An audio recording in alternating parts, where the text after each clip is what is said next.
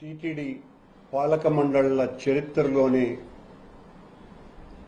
అత్యంత అధర్మపరుడు, స్త్రీలోలుడు, కాముకుడు, శ్రీనివాస సన్నిధికి మచ్చ తెచ్చినటువంటి వ్యక్తి. అలాంటి వ్యక్తిని పాలక మండలి అధ్యక్షునిగా ఇంత అనైతికంగా ప్రవర్తించినటువంటి వ్యక్తి, ఇంత అనైతికంగా ప్రవర్తించినటువంటి వ్యక్తిని ఆ సోదరి తన బాధనంతా ఎన్నికల ముందే ఇలాంటి ఉమనైజర్ని టీటీడీ అధ్యక్షుడిగా నియమించకండి, విర్రవీగుతున్నాడు, నేను పాలక మండలి అధ్యక్షుడిని అవుతాను అని, అలాంటి వ్యక్తిని నియమిస్తే పాపం చుట్టుకుంటుంది అని తన ఆవేదనంతా కూడా ఆర్తితో తెలియజేసినటువంటి ఆ హైందవ బ్రాహ్మణ మహిళ ఆర్తనాదము గాలిలో కలిసిపోయి ఆవిడ గోడును పట్టించుకోకుండా పచ్చి ఉమనైజర్ అని ఆవిడ ప్రకటించినప్పటికీ కూడా గౌరవ ముఖ్యమంత్రి చంద్రబాబు నాయుడు గారు బిఆర్ నాయుడు గారిని టీటీడీ అధ్యక్షునిగా నియమించటం వలన చంద్రబాబు నాయుడు గారే పాప పంకిలమైపోయినారు. ఆయననే శుద్ధి చేయాల్సినటువంటి అవసరం వచ్చింది. చంద్రబాబు నాయుడు గారు వెంకటేశ్వర స్వామికి చేసినటువంటి తప్పుకు పుష్కరిణిలో పుష్కర కాలం మునిగినా కూడా ఆ పాపం పోనంతగా నిన్న తిరుమల పవిత్రతను కాపాడటానికి అని ఆయన పెద్ద బీరాలు పలికి దాని మీద పెద్ద సమీక్షా సమావేశం కూడా నిర్వహించినారు చంద్రబాబు నాయుడు గారు. కానీ పాపపంకిలమైన కల్మష స్వభావుడైన బిఆర్ నాయుడు గారు కొన్ని చోట్ల చంద్రబాబు గారితో అంటకాగి ఉన్నాడు. ఎంత దారుణం! 20 రోజులుగా మొత్తం హైందవ సమాజమంతా కూడా భీతిల్లి భీతావహం పొంది ఇలాంటి వ్యక్తుల్నే పాలక మండలి అధ్యక్షుడిగా కొనసాగించాల్సిందేనని పెద్ద ఎత్తున ఆందోళనలు చేస్తున్నప్పటికీ కూడా ఏ మాత్రము కూడా కించిత్ సిగ్గు, లజ్జ, మానం, అవమానం అన్నటువంటివి ఏవీ లేకుండా ముఖ్యమంత్రితో బలాదూరుగా బిఆర్ నాయుడు గారు నిన్న కనపడటం ఎంత ఆశ్చర్యకరమైనటువంటివి. నీతి మాలిన వాడు నిస్సిగ్గుగా తిరుగుతున్నందుకు అపవిత్రమైపోతున్నటువంటి ఈ 7 కొండల్లో ఉన్నటువంటి ప్రతి రాయిని సనాతన ధర్మ పరిరక్షణ కోసమని నడుం బిగించినాను అని చెప్పేటువంటి పవన కళ్యాణానంద స్వాముల వారు మొత్తం కొండలో ఉన్నటువంటి ప్రతి రాయిని కడిగినా కూడా మీ పాపం పోదు, పాప పరిహారం అవ్వదు. ఇంత దుర్మార్గంగా, ఇంత అన్యాయంగా మీరు రాకముందే బిఆర్ నాయుడు గారిని తీసివేస్తారు అని మొత్తం హిందూ సమాజం అంతా భావించింది. కానీ మీరు ఆ పని చెయ్యకపోగా మీతో పాటు భయం భయంగా మీ వెనకాతల దాంకొని గుంట నక్కలాగా కలుగులో ఉన్నటువంటి ఎలుకలాగా తిరుగుతున్నాడు బిఆర్ నాయుడు. జనం ముందుకు రావాలంటే భయం, ఇంట్లో ఉండాలంటే బిడియం. ఇది బిఆర్ నాయుడు గారి పరిస్థితి. చంద్రబాబు గారి పరిస్థితి ఏంది? చంద్రబాబు గారేమో కార్యకర్తలతో ఎలాంటి నాటకాలు ఆడతారో ఆ మాయ చేష్టలన్నీ కూడా మాయావి అయినటువంటి వెంకటేశ్వర స్వామితో కూడా ఆడాలనేటువంటి ప్రయత్నం చేసి తద్వారా ఒక వింత సంకేతాన్ని నేను బిఆర్ నాయుడిని మరీ దగ్గర పెట్టుకోలేదు అన్నటువంటి సంకేతం ఇచ్చేటువంటి ప్రయత్నం చేస్తున్నాడు. నిన్న మీ వ్యక్తిగత ప్రతిష్ట కోసమని బిఆర్ నాయుడిని కొంచెం దూరంగా ఉంచినట్టుగా అసహనంగా మీరు ప్రవర్తించినట్టుగా కనపడుతోందే తప్ప చంద్రబాబు గారు మీ వ్యక్తిగత ప్రతిష్టకు భంగం కలగకుండా ఉండటానికి కాదు మీరు ప్రయత్నం చేయాల్సింది. 140 కోట్ల హిందువుల ఆరాధ్య దైవమైనటువంటి వెంకటేశ్వర స్వామి ఆలయ ప్రతిష్టకు భంగం కలగకుండా చూడటం మీరు చేయాల్సింది. మీ వ్యక్తిగత ప్రతిష్టకు భంగం కలగటం కాదు సుమా. కానీ మీరు నిన్న చేసినటువంటి పని మీ వ్యక్తిగత ప్రతిష్ట కోసమనే ప్రాకులాట తప్ప మరేమీ కాదు. మీరు నిన్న బిఆర్ నాయుడును తీసివేసి దానితో దేవాలయ ప్రతిష్టను ఇనుమడింపజేసేటువంటి కార్యక్రమానికి పూనుకొని ఉంటే అర్థవంతంగా ఉండేది. కానీ మీరు అలా చేయల. మీరు అన్నప్రసాదాలకు వెళితే అక్కడ బిఆర్ నాయుడు వెనక నక్కి నక్కి ఉన్నాడు. అది కూడా మహాతల్లి అయినటువంటి మీ శ్రీమతి భువనేశ్వరి గారి వెనుక అతను ఉండటం. సరే, మీరంటే రాజకీయ ప్రయోజనం కోసమని మీరు ఎంతకైనా దిగజారి మీ అవసరాల కోసమని బిఆర్ నాయుడుతో అంటగాకవచ్చు. కానీ ఆ మహాతల్లి వెనుక బిఆర్ నాయుడు ఉండటం అన్నది మరింత ఆక్షేపణ కలిగించేటువంటి విషయం. అన్నప్రసాద కార్యక్రమంలో తనైనా మందలించి ఉండాలా. ఇలాంటి భ్రష్టాచారి నా వెనుక ఉండటం ఏంటి అని ఏం సంకేతం పంపుతున్నారు మీరు?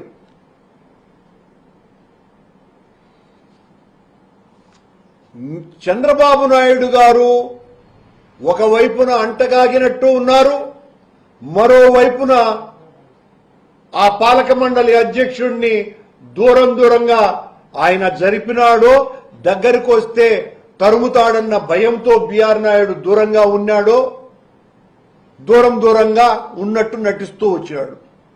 కానీ మొత్తం సమాజానికంతా తెలిసిందేంటండి, ఏమైపోయింది? బిఆర్ నాయుడిని ముఖ్యమంత్రి ఇక పట్టించుకోడు కాబట్టి ఇక బిఆర్ నాయుడిని అటెండర్ కూడా పట్టించుకోవాల్సినటువంటి అవసరం లేదు. పాలక మండలికి అధికార వర్గానికి అగాధం ఏర్పడిపోయింది. నిన్న జరిగినటువంటి చర్యల ద్వారా పరిపాలన పూర్తిగా భ్రష్టు పట్టిపోతుంది. ఈ కారణంగా పాలక మండలికి అధికారులకి సమన్వయ లోపం సుస్పష్టంగా దీనితో బట్టబయలైపోయింది.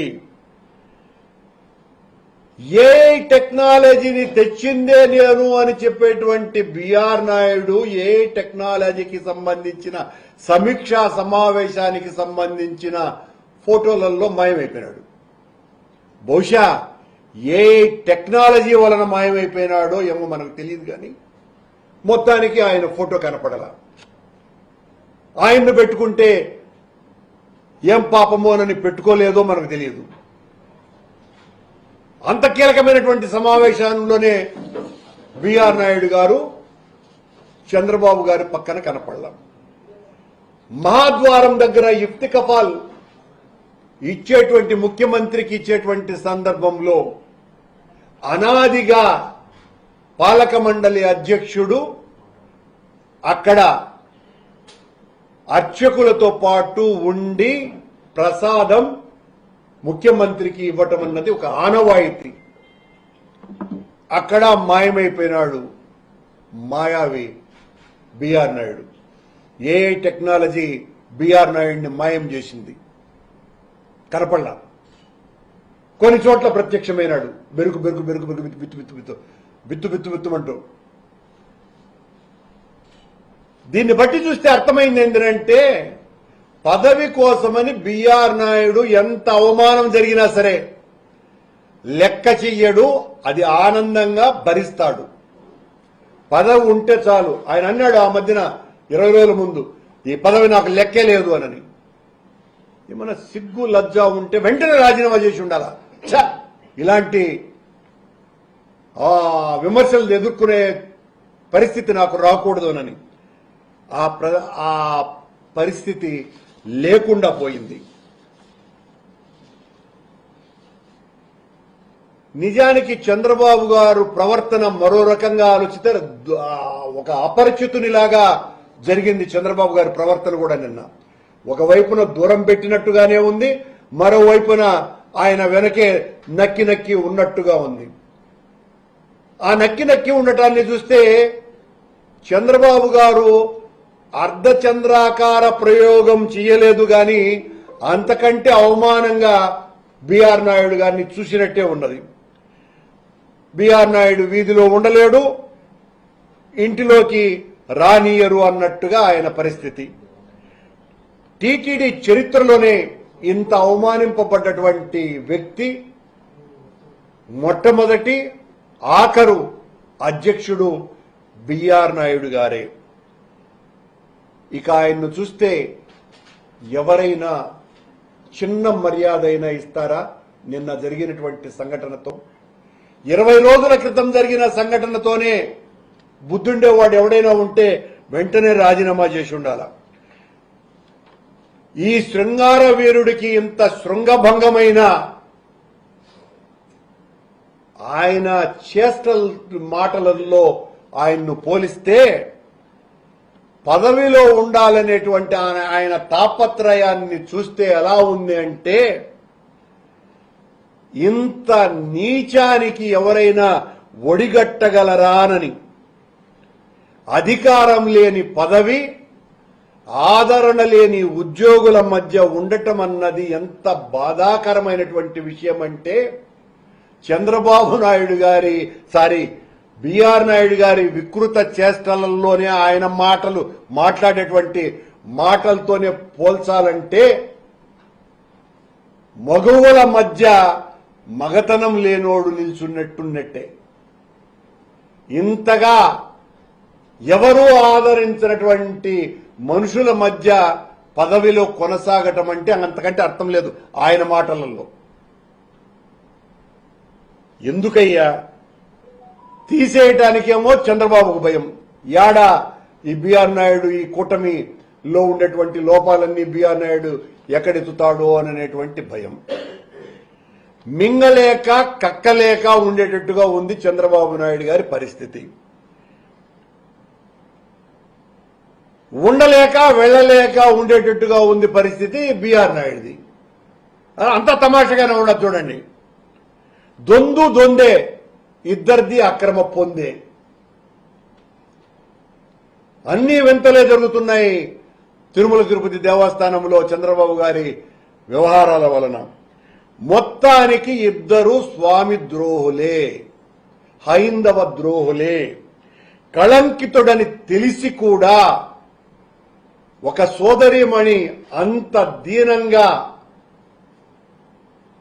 ఉత్తరం రాసినా చంద్రబాబు నాయుడు గారు ఇంత కళంకితుడికి పదవి ఇచ్చినారు. అసమర్థుడనని అర్థమయ్యాక కూడా బిఆర్ నాయుడు అధ్యక్ష స్థానాన్ని అంటు కూర్చునే ఉన్నాడు. నేను తొలగను అని మనల్ని బెదిరిస్తాడు. నేనెందుకు పోతాను రానని. మేమేదో ఆయన్ను గట్టిగా ఒత్తిడి పెడుతున్నట్టుగా ఉంటే అసహ్యం అని చెప్తున్నాం. ఇలాంటి ఉన్నతమైనటువంటి పదవిలో ఇలాంటి వికృత విలాస విశృంఖల చేష్టలు చేసేటువంటి వాళ్ళు ఉండటం అప్రాచ్యమనే చెప్తున్నాం. వీళ్ళ స్వామిని రక్షించేది, వీళ్ళ హైందవ ప్రాభవాన్ని విశ్వవ్యాప్తం చేసేదేనని హిందూ సమాజానికంతా కూడా తెలియజేస్తున్నా. ఇంత దారుణం. ఇంకా ఆశ్చర్యకరమైన విషయం ఏంటంటే ఈ బిఆర్ నాయుడు గారి కొడుకు జూబ్లీ హిల్స్ ఎన్నికలలో సొసైటీ ఎన్నికలలో పోటీ చేస్తున్నాడు. ఏప్రిల్ 5వ తారీఖున ఎన్నికలు. బిఆర్ నాయుడు బహుశా అందుకేమన్నా కొనసాగుతున్నాడా ఇంకా అనేటువంటి ఒక అనుమానం ఆ జూబ్లీ హిల్స్ సొసైటీలో ఉన్నటువంటి వాళ్ళకందరికీ వస్తున్నది. ఆ జూబ్లీ హిల్స్ సొసైటీలో ఉన్న వాళ్ళకందరికీ కూడా ఓటు హక్కు ఉండే వాళ్ళకంతా కూడా కుటుంబాలతో సహా దర్శనాలు చేయిస్తున్నాడంట, విఐపి దర్శనాలు. గత 15 రోజులుగా ఇదే తతంగం జరుగుతోంది అని మాకు వచ్చినటువంటి సమాచారం. నిన్న FSSAI టెక్నాలజీకి సంబంధించిన ల్యాబ్ను ముఖ్యమంత్రి గారు ఓపెన్ చేసినారు. ఆ ల్యాబ్ను ఇన్వైట్ చేసింది నేను అధ్యక్షునిగా ఉన్నప్పుడు ఎగ్జిక్యూటివ్ ఆఫీసర్గా ఉన్న ధర్మారెడ్డి గారు. కమలవర్ధన్ రావు అనేటువంటి IAS ఆఫీసర్ FSSAI ఆఫీసర్ను పిలిపించి మా ల్యాబ్లో ఆధునీకరణ చేయాల్సినటువంటి అవసరం ఉన్నది, నాణ్యతను పరీక్షించటానికి మేలైన రీతిలో మీరు అత్యంత నాణ్యత కలిగినటువంటి ల్యాబ్ను ఏర్పాటు చేయాలని ఒప్పందం నేను పాలక మండలి అధ్యక్షునిగా ఉన్నప్పుడు మా నాయకుడు జగన్మోహన్ రెడ్డి గారు ఇచ్చినటువంటి ఆదేశానుసారం ఎగ్జిక్యూటివ్ ఆఫీసరు నేను అమలుపరచటం జరిగింది. 30 కోట్ల రూపాయలు దానికి ఖర్చు అవుతాయి. టీటీడీకి డబ్బులున్నాయి కదా, మీరు ఆ డబ్బులు భరిస్తే మేము ఇస్తాము అని చెబితే, మేము ల్యాబులు పెడతామని చెప్తే, అలా కాదు, మీకు కేంద్ర ప్రభుత్వం నిధులు ఇస్తాయి కదా, కాబట్టి కేంద్ర ప్రభుత్వ నిధులతోనే, ఆ నిధులతో మీకు ఇచ్చిన నిధులతోనే ఆ ల్యాబ్ను ఏర్పాటు చేయండి అని ఆ ఒప్పందం కుదుర్చుకున్నదే మేము. దాన్ని ఈ రోజున పూర్తి చేసి, మేము అధికారం ఆ తర్వాత మాకు లేదు కాబట్టి పూర్తి చేసి అత్యంత నాణ్యమైనటువంటి ల్యాబ్ను తీసుకొని వచ్చేసినాం. మేమే దీన్ని కనిపెట్టినాం, మేమే ఆవిష్కరించినాం. ఇలాంటి కళ్ళబుల్లి మాటల నిజం ఎంత అంటే దానికి పునాది వైఎస్ జగన్మోహన్ రెడ్డి గారు వేశారు. ఇక్కడ ఎవరో మాకు వైఎస్ఆర్ కాంగ్రెస్ పార్టీకి అనుకూలంగా ఉన్నటువంటి అధికారిని మార్చినామోనని నిన్న ఒక అధికారిని మార్చినాడు. ఈ ల్యాబ్కు సంబంధించి గత 4 నెలలుగా అత్యంత ఎక్కువగా కష్టపడి ఆ కేంద్ర ప్రభుత్వంతో అంటే FSSAIతో మంతనాలు జరిపి అత్యంత బాగా చేసినటువంటి IAS ఆఫీసర్ని ట్రాన్స్ఫర్ చేయటం వెనుక ఒక కుట్ర దాగి ఉన్నది. ఆ కుట్ర ఏంట్రా అంటే అతనేదో మాతో కలిసి ఉన్నాడని కాదు, అతని పేరు నిన్న వేసినటువంటి శిలాఫలకంలో వెయ్యకూడదనని చంద్రబాబు గారు రాకముందే అతన్ని తొలగించినారు. ఇది అసలు విషయం. ఇలా చెప్పుకుపోతే 1 కాదు 2 కాదు, చంద్రబాబు గారు బిఆర్ నాయుడు గారిని మీరు కొనసాగించటం అన్నది అత్యంత హేయమైనటువంటి విషయం.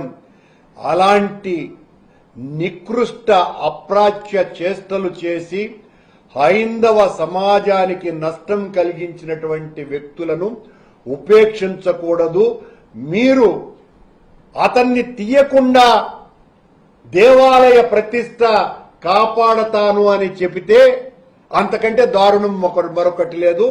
దేవాలయ ప్రతిష్ట మంట గలిపినటువంటి వ్యక్తిని నియమించాలా అని నిర్ణయం తీసుకున్నటువంటి మీరే దేవాలయ ప్రతిష్ట మంట గలపటాన్ని ప్రారంభించినారు అని అనుకోవాలా. అంత పని మీరు చేశారు. ఇప్పటికీ ఆ బిఆర్ నాయుడు గారికి తెలివి వచ్చేటువంటి అవకాశం లేదు. మీరు తీయరు, మీ అవసరాలు.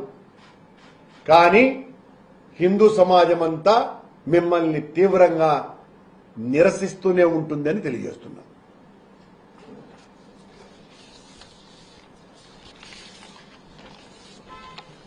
పార్టీకి సంబంధించి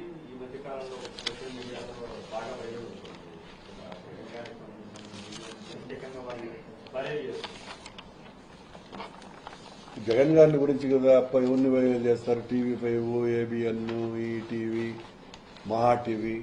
మా జగన్ గారికి మాకు వాళ్ళు ప్రత్యర్థులు, వాళ్లకు మేము శత్రువులు. మేము ప్రత్యర్థులే అనుకుంటాం. వాళ్ళు మమ్మల్ని ముట్టించాలనుకునేటువంటి శత్రువులుగా మమ్మల్ని భావిస్తారు. వాళ్ళు ఎన్ని రకాలుగా జగన్మోహన్ రెడ్డి గారి వ్యక్తిత్వాన్ని హననం చెయ్యాలని ఎన్ని సినిమాలు తీసినా, ఎన్ని వీడియోలు తీసినా వాళ్ళు చూసుకొని సంతోషపడాల్సిందే. బలి తీసినామే, బలి చేసినాడే, జగన్ పాత్ర బలి చేసినాడే అనుకొని సంతోషపడాల్సిందే తప్ప, అక్కడ చూడండి బిఆర్ నాయుడు ఎట్లా నక్కి నక్కి మన భువనేశ్వరం వెనకలున్నాడు. మార్చి ఇంకా చూపించు, కొట్టి చూపిస్తానండి.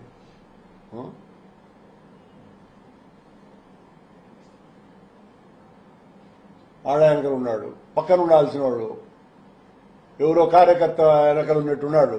ముఖ్యమంత్రి వెనకల ముందుకు రావాలంటే భయం ఏడపడతాడో అని చంద్రబాబు ఏమో ఏమి ఇంకా రాలేదని ఆయన అనుకుంటున్నాడు. ఈడేదో ఇచ్చినాడండి, తిప్పు అటు చూడండి. ఆ ల్యాబ్ ఓపెనింగ్ కి ప్రతిష్టాకరమైనటువంటి ల్యాబ్ ఓపెనింగ్ కి TTD ex officio member CM పక్కనున్నాడు. పాలక మండలి అధ్యక్షుడు తలకాయ పెట్టాడు ఫోటోలో.